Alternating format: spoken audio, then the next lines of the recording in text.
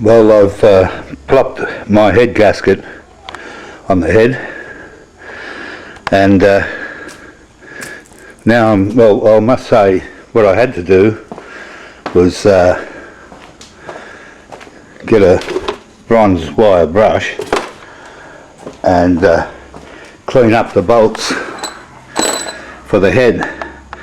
They're all carboned over and all that sort of stuff, so anyway, I gave them a clean.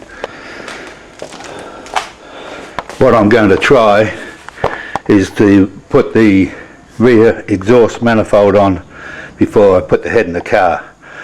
I wasted like a half a day just trying to unbolt the manifold bolts along here from under the car.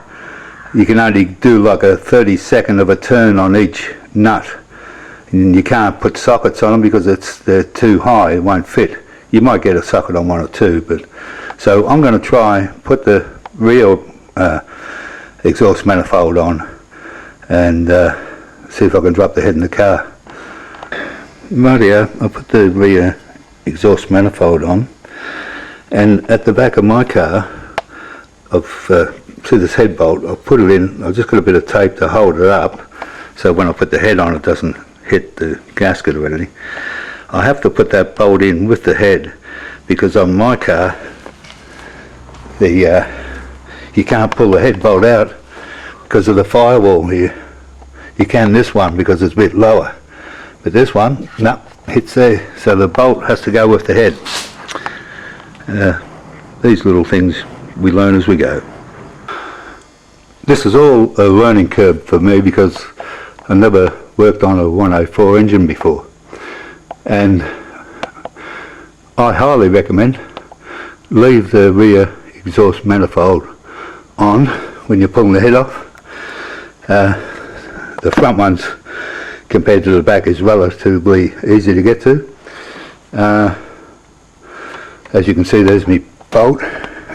I just screwed it in a bit, took tape off it, and now we can start assembling it after I have a smoke.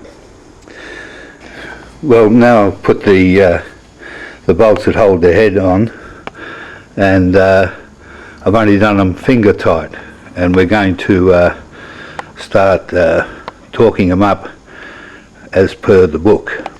I assume if you're doing this job you'd have at least the information on the internet you can print out, or a workshop manual, and this is the Haynes workshop manual, and as you can see it's got the tensioning order for the bolts, and I'm going to start doing this, and the torque setting is 55 Newton meters.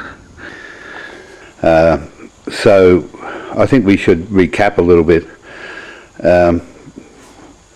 This car's an E124 Cabriolet 320, E320. So what I've learned is leave the rear manifold, exhaust manifold on. It'll save you half a day trying to get those bolts and jerking them around 1/32 of a turn from underneath the car, which is very painful. The head bolt at the rear here won't come out because it hits the firewall, so you've got to remember to put a bit of tape around or something, hold it up from the base of the head when you put it back in. And I was right in pulling the cams off before I took the head out because just the sheer weight of it. And when I put the head in the car, I stand on the ladder there, or move it around into a good position, put my foot on the engine mount there and just lift it up and put it on the front of the car, and then come off the ladder around and do the same, putting it back in. Also, when I took the head off, which I didn't show you at the time, is I put on these blocks here, just tip it on a side, and these tappet lifters, valve lifters, will come out, and you just put your finger on them and pull them out, and then do the opposite, turn the other side and then take out the exhaust ones. When you pull these out, the lifters, make sure they're in order. They've got to go back in the same way.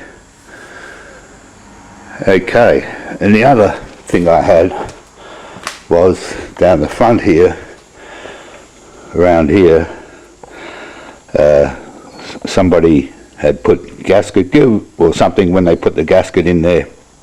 What a pain in the bum getting that out, trying to clean out that runner. Okay, so now I was up to tightening the head bolts, and it's a 3-stage affair. Torque is 55 Newton meters, and you can see on these bolts I put a texture mark. Originally they were around there, texture mark there, because stage 2 is turning them 90 degrees. And if I stand back, you can see the texture marks all facing the front, approximately 90 degrees. Stage 3 or 2 is I've got to bring them around to the bottom another 90 degrees. And I'll tell you what, that is really tight. I don't know if it's who's going to break first, the hex bolt or me or the head. It's very scary doing it. It's extremely tight. And what I'm going to do now, because my bar, you need an actual bigger breaker bar. So what I thought I'd do is I'll tighten up my torque wrench, which is a bit thicker, and tighten it right down and see if it'll pull them up. I've got to say, I hate Torx bolts. I much prefer a hex bolt any day of the week. And it's the same with these cam holder downers. This is a Torx brand new one. These were so tight, you can see it sheared the head off of this on the second one to undo. I think these were over tightened because I think they were only 21 Newton meters when what was supposed to be, but Jesus, to break that, like I say, I hate Torx bolts. And the same thing, you've got to keep them in order too with your cams. So now I'll tighten down the head, finish tightening that down, and we'll carry on.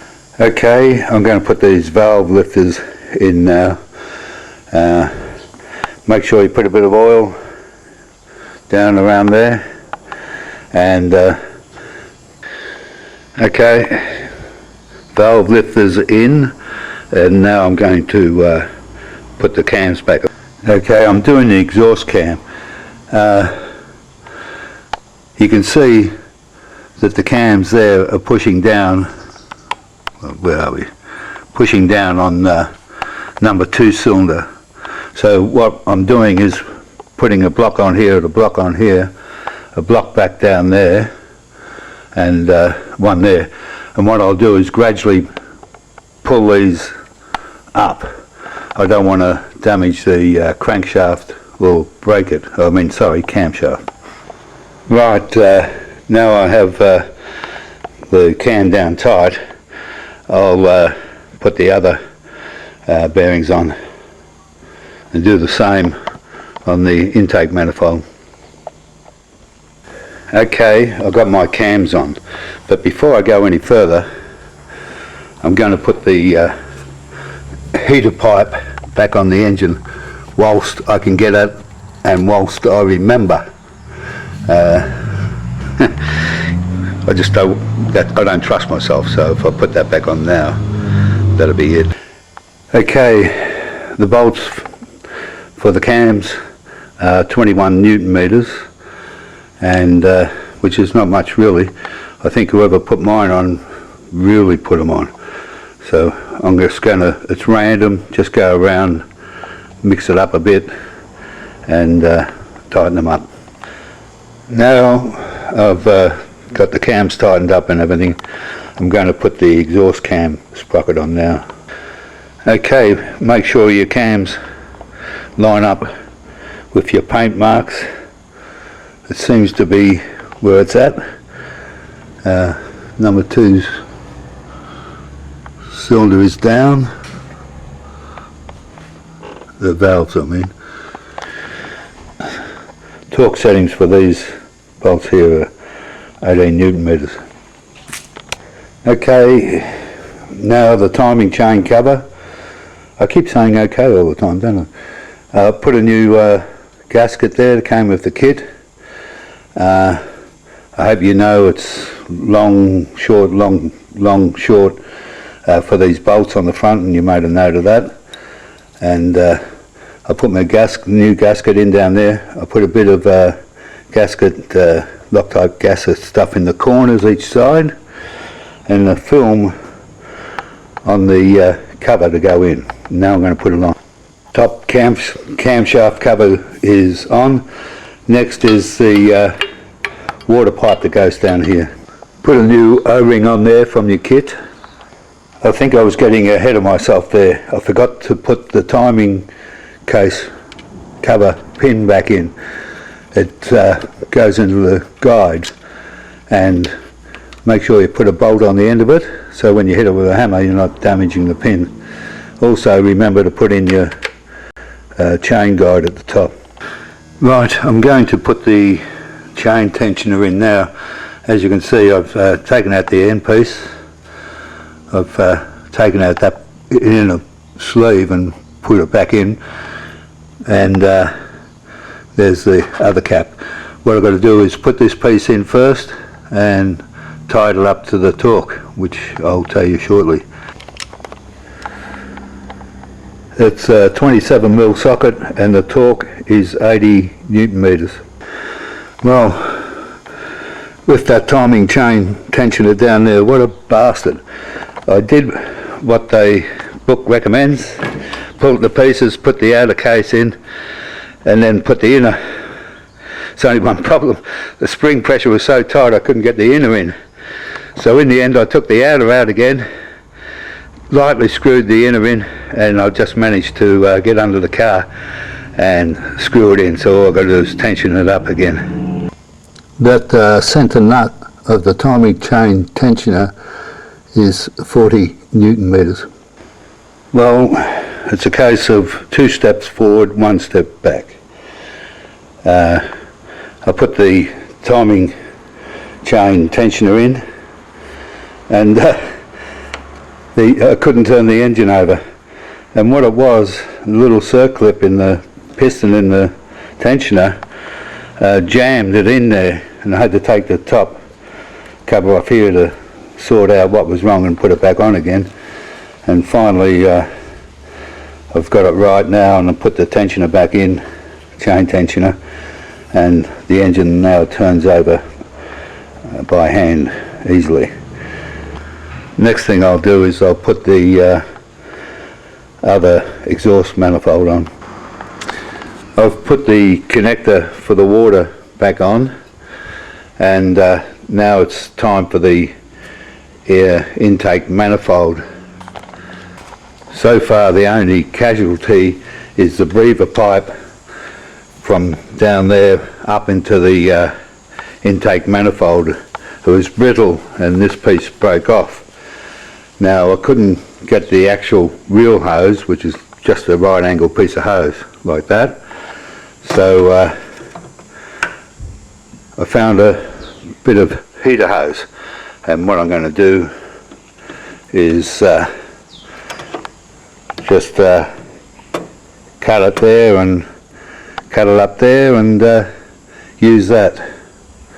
So I'm going to cut this now and measure it up for the intake manifold. Yeah, I reckon for that piece of breather pipe bolted on here, it's easier to put it on the bottom than what it is to muck around up here under the manifold. I'm going to change these little seals along here and then put it on. Intake manifold on. Next is the fuel rail. The 2 bolts each end for the fuel rail, so I left them out until I put them on. Fuel rail back on. The back 2 bolts are really good fun. Now I'm going to put the rocker cover on so I can put the wiring back through. Rocker cover on. Now I'll put the wiring back. Wiring's back on. I hope I've got it right. I'll just put the extra bits on, and I'm going to drain the oil, and while the oil's draining I'm going to put the cooling fan back on and then flush out the radiator, get the oil out of it. Well, the engine is back together again, and I've washed out the bottle here as best I could with a water bottle, and I'm just filling up full of oil, and then I'll put the water in, and then we'll give it a test, see what happens.